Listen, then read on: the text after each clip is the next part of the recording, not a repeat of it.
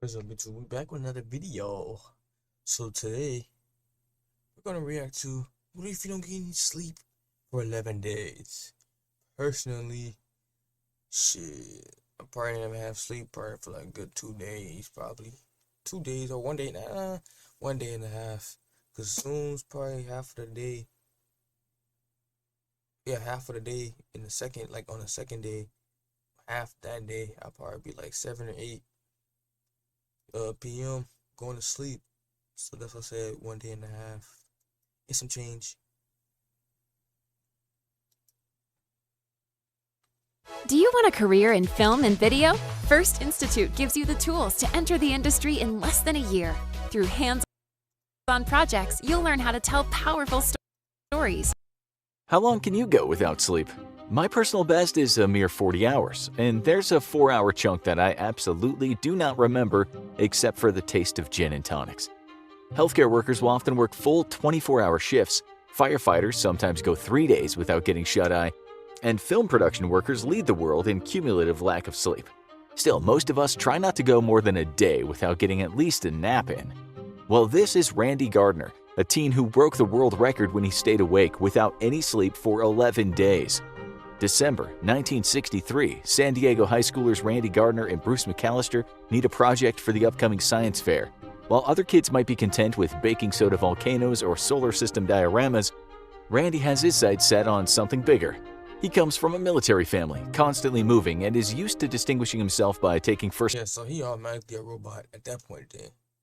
He could easily do this challenge. Any army nigga can possibly stay up to fucking a month with no sleep. So I won't be surprised. He's already a robot, bro. First prize at the science fair, no matter where he lives. San Diego's the biggest city they've landed in, though, and if he's going to make his mark, he's going to have to be bigger than ever before. So he and Bruce decide to make history by breaking the world record for sleep deprivation. At this time, the record is held by Tom Rounds, a disc jockey for KPOI Radio in Honolulu. Fresh from New York, Rounds had wanted to drum up publicity for the station and for himself as the new guy. Setting himself up in a department store window, he stayed up for a record 260 hours, just 4 hours shy of a full 11 days. The publicity worked. Rounds made the news around the world. It caught the attention of Bruce and Randy, who loved a challenge. But it is for a science fair, so they had to come up with a scientific pretext. Their first idea, the effect of sleeplessness on paranormal ability. Which paranormal ability? Wait, so basically, have I watched that movie from Paranormal? What is it called? Hold on, let's ask ChatGPT. This ChatGPT is a new wave. What's the name of that movie when a dude with the kid was seeing ghosts and stuff, and everybody else couldn't see it?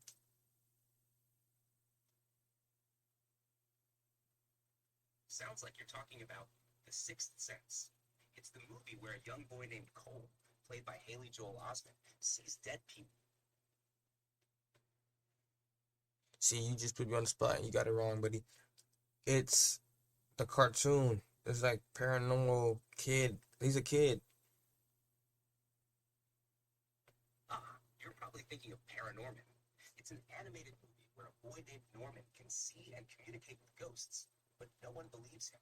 It's a fun mix of humor and spooky adventure. There we go. There we go. So basically, you telling me if I stay up for like what 11 days, I can see fucking dead people, dead cats, dead raccoons, dead roaches, something. How will they measure it? With no real approach to that, they decide to take on a more straightforward experiment, the effect of sleeplessness on cognitive ability, to be measured in various ways. Memory Yeah, I'm yawning already. I'm yawning already. tests, math problems, and on the basketball court. They decide one of them will be the test subject and the other the observer. They flip a coin, and Randy gets to be the guinea pig. He's not worried, though. He's confident that he can stay up a full 11 days, besting Tom Rounds by 4 hours. Then catch up on sleep after, suffering no ill effects. The experiment begins in the early morning on December 29, 1963. They keep a chart on the wall on which Bruce can make notations. Randy stays active playing basketball, regular meal taking is maintained, and otherwise, There's nothing added to the diet, no stimulants, not even coffee, maybe the occasional Coke. Randy relies on stamina and will alone. There is one problem. It's just the two of them, so Bruce has to stay up with Randy. The first sign of trouble comes on day 3. Bruce falls asleep while taking notes. When he wakes up, he's still in the middle of writing on the wall. They need help. He recruits another classmate, Joe Marciano Jr. Randy's parents This is serious. His own buddy can't even stay up now. They gotta get somebody else. It's serious, man. are also getting concerned. They call in an expert, Lieutenant Commander John J. Ross of the U.S. Navy Medical Neuropsychiatric Begging. Research Unit. At first, things are progressing as expected. Randy appears to be mostly unaffected, though he gets I'm not going to guarantee you views. I'm not going to guarantee you leads. I'm not going to guarantee you appointments. Hell, I'm not even going to guarantee you increasingly irritable. He also starts to get a little spacey in conversation. Still, his basketball abilities remain unaffected, and he can still go out for walks with little incident. The new year comes and the boys' experiment gets a write-up in the newspaper. That article gets the attention of William C. Dement, a sleep researcher based out of Stanford University. Dement is a pioneer in sleep medicine, along with classmates Eugene Aserinsky and Michel Jouvet, and under the mentorship of Nathaniel Kleitman, Dement helped to identify and define REM sleep in the 1950s. Like Randy, Dement is skeptical of the recommended 8 hours of sleep. His own observations tell him that it differs from person to person. In 1963, just before the boys begin their science fair project, Dement completes his own study on the sleeping habits of Bayard Quincy Morgan, an 80-year-old professor of German at Stanford. Morgan claims he has gone to bed at 10 p.m. and woken up at 2 a.m. bright-eyed and bushy-tailed every day since he was 23 years old. Weeks of observation with the Stanford sleep researchers proved that yes, Morgan was able to function completely normally, including teaching, writing, and socializing at age 80 on slightly less than 4 hours of sleep. If the man can go that long and be productive Damn, 80? So no excuses on your YNs. on so little sleep, is it possible for others to do the same? The age group is particularly fascinating to Dement. According to the studies of the Stanford Sleep Lab, most teens around Randy's age sleep between 10 and 11 hours a day. He volunteers his service, arriving with an electroencephalogram, or EEG, to record Randy's brain activity and eye movement. The boys' parents are more than happy to have more professionals on the scene. While Dement says Randy seems mostly unaffected, Lieutenant Commander Ross records that he's beginning to experience hallucinations. Day 4, Randy mistakes a street sign for another person on the street. He later becomes convinced, although briefly, that he's a See, you going crazy. You can't go public on that one, buddy. You gonna get viral nowadays. People gonna be like, you on the crack, meth, or something. So, hey, you gonna make yourself look embarrassing. You got your ass. Think you doing crack. But the whole time your ass didn't get sleep. That's crazy. famous football star. Day 5, despite being indoors, a path suddenly appears in front of him, winding its way through a quiet forest. Randy knows it's a hallucination, but still, he sees it. The hallucinations are not unexpected. Even before Tom Rounds in Honolulu, another DJ pulled a no-sleep stunt. Back in 1959, Peter Tripp of WMGM in New York City attempted a wake-a-thon to benefit the March of Dimes. He broadcast from a glass booth in Times Square, with occasional breaks to use the bathroom or change his clothes. As the days wore on, he began to hallucinate. After 120 hours or 5 days, he saw flames shooting out of the drawer in his hotel room. A scientist became an undertaker, taking him away to die. The face of a clock became the face of a friend the longer he stared at it. Then he began to believe he was the friend and that he wasn't really Peter Tripp. That the sleep scientists See, tweaking now. You a tweaker. See, this is why you need your sleep, guys. If you don't get your sleep, you're gonna just be tweaking, just like this dude. You're gonna be, see, I'm telling you, bro, they don't think you on crack, bro. See, this is why you don't do this test. I'm telling you, bro, they don't think you on some drugs. I'm telling you. around him were plotting against him. In all, he lasted 8 days, 8 hours, 200 hours in all. Some still maintain that the experiment did permanent harm to him psychologically. Fortunately, Randy's hallucinations are not that violent, and unlike Peter Tripp, no drugs That violent. Okay. are being used to keep him going. He has other ways of staying awake. While it's dangerous to sit down, he enjoys driving around in the convertible Dement brought with him. Dement also observes that the growing media coverage is becoming a circus, with newspaper, radio, and television all camping out in Randy's neighborhood. The attention and sudden celebrity is enough to keep anyone awake, much less a 17-year-old at the height of his confidence. And of course, there's always basketball. All else is beginning to suffer. His speech slows and slurs, he has trouble remembering the names of common objects, he stops speaking in the middle of sentences and forgets he was talking at all. The group conducts tests on his senses of taste, smell, and hearing, and are surprised to see. So I'm guessing is the less sleep you get, the more your body can function like 100% as if you was to get sleep. If you was to get sleep like constantly versus you just like this guy. So you gonna be malfunctioning, gonna be glitching, my guy. You could be eating, you could be fitching and shit. You know what I'm saying? That not all of them have become dulled, but rather more sensitive. Randy begins to fight on some of the small tests, especially saying he can't stand it. But his basketball game does not suffer. He even continues to win when playing against others. Dement's mentor, Nathaniel Kleitman, noticed similar behavior in his early experiments in 1922. Kleitman noticed that subjects had to be in constant activity to fight off drowsiness, and not just any repetitive activity, but something truly dynamic like basketball or Sports.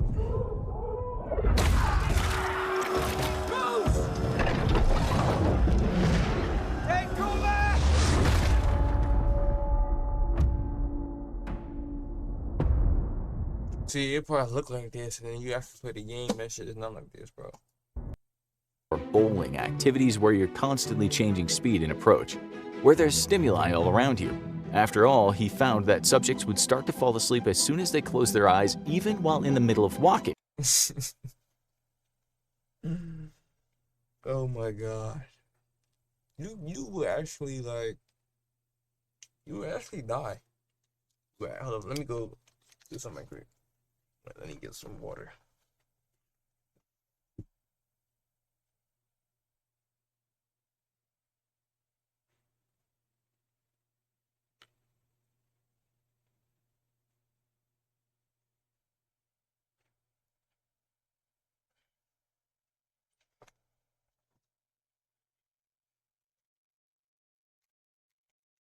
Ain't gonna hold you, you gonna die, bro. As his student Dement. Cause look, you could be walking, right? And then you just crossing the street, right? And then you sleep, right? And the next thing you know, you basically turn around and walk the same way. Smack. So you can get robbed. I'm telling you, that's the quickest way to get robbed. Quickest way to fucking get hit by a car. Nigga, that's the only thing I can know is get hit by a car, get robbed, or you just walk into something that just smells, that calls you. I don't know, you just walk into something that can kill you. Probably like, shit, I don't know. But fuck it, you'll find out. And would later put it, almost continuous muscular activity is necessary to forestall overwhelming sleeplessness. Kleitman also found that it got worse for his subjects between 3 a.m. and 6 a.m. Dement finds a similar challenge. While during the day, Randy can be photographed, give interviews, go bowling with his friends, generally act like a teenager without any issues, at night all that changes. For one thing, there's nothing open, at least no establishment that will let a trio of high schoolers in. For another, well, remember Randy is now going on 9 days, with over 200 hours without sleep. That broke Peter Tripp, but Randy's not even hitting Tom Rounds' world record yet. As Dement later writes, at night we were driven to increasingly heroic measures to resist sleeplessness. By day 10, Randy is experiencing paranoid episodes. During a radio interview, he suspects the host is mocking him, purposefully trying to make him appear foolish. But while he might not be a fool, he is getting vaguer. When Dement speaks with Randy, he records that while there are some minor lapses, Randy is altogether pretty together, pretty unaffected.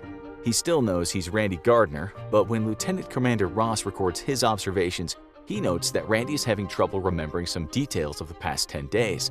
And in order to get in any response, he often has to be prompted. Day 11, the home stretch. Lieutenant Commander Ross records that Randy is expressionless. They conduct a test. Starting from the number 100, Randy is asked to proceed downward by 7. 100, 93, 86, 79, 72. See, at that point, then you're just gonna be a zombie. You're just gonna be zombie, bro. Emotionless. You don't want to do that, so it's pointless doing this. 65, 65, 65. When asked to go past 65, Randy is unable to. In the middle of the test, he's forgotten what they were doing. Later, though, Dement records a more optimistic interaction. After 3 a.m., Dement and Randy find themselves in a penny arcade. The two compete in about 100 games on a pinball machine, and Randy wins every time. To Dement, this is proof of his lack of physical or psychomotor impairment. As the morning comes, Randy gives a press conference. According to all observers, it is the best he's presented himself. He's articulate, informative, engaging. He's also a world record holder. January 8, 1964, Randy Gardner, 17 years old, has gone without sleep for 11 days. He is whisked away to the San Diego Naval Hospital, where, watched over by more sleep researchers in a lab, he finally gets his first night's sleep in 264 hours and 12 minutes.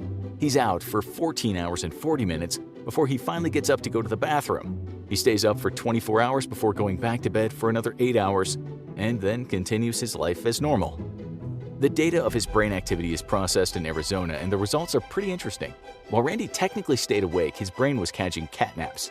Parts of his brain would actually fall asleep, while other parts remained active. This may explain the hallucinations both he and Peter Tripp experienced. They were actually dreaming while still awake, a curious preservation tactic. Yep. So if you want to go to Universal Land, you want to go to hallucination land, stay up. You know what I'm saying? If you want to take some shrooms, you don't got to take shrooms. Shrooms actually don't do that, actually. But fuck it. If you wanna experience your dreams, we may have to do this. We may have to read this record. Here we go. 20 days without sleep. Go. Let's type in let's do 20 days no sleep. But one that seems to prove that the brain does need to rest. Randy set out to prove the human body doesn't need sleep. Instead, he learned the body finds a way, sometimes nightmarishly so. So the boys of Point Loma High School take first place in the 10th annual Greater San Diego Science Fair. Randy even appears on television, on an episode of What's My Line? Well into his 60s, he continues to be contacted by scientists and researchers from around the world. But there's also a not-so-fun side effect. Randy suffers from an almost debilitating insomnia, and he fully blames his record-breaking stunt. He suffers You gotta some ganja for almost a decade before finally finding a routine that works for him, and now the boy who didn't sleep is the man who needs his 8 hours. In the meantime, many others have worked to dethrone Randy. A month after the experiment, Toimi Soini of Finland reported staying up 276 hours. The Guinness Book of World Records, though, recognizes Maureen Weston of Peterborough, Cambridgeshire, United Kingdom, who in 1977 went without sleep while participating in a rocking chair marathon for 449 hours. That's 18 days and 17 hours. But don't even try to beat that. The Guinness Book of World Records no longer recognizes the category of sleep deprivation, deeming it too dangerous. As Dement wrote in his 1972 book, Some Must Watch While Some Must Sleep, it is impossible to, quote, locate a person who never sleeps and yet is healthy and alert at all times. Although a number of claims have been made, they've been quickly faded under the cold glare of round-the-clock scientific observation. Now, go ahead and watch everything you... We can't do this shit, bro. The fuck? I was gonna actually do 20 days. That's no easy. 20 days for the right money? But we out. Can I pay my pay? Yeah, I just forgot though. My pay. Shout out to you, man. You won it for us. You won. Let's go.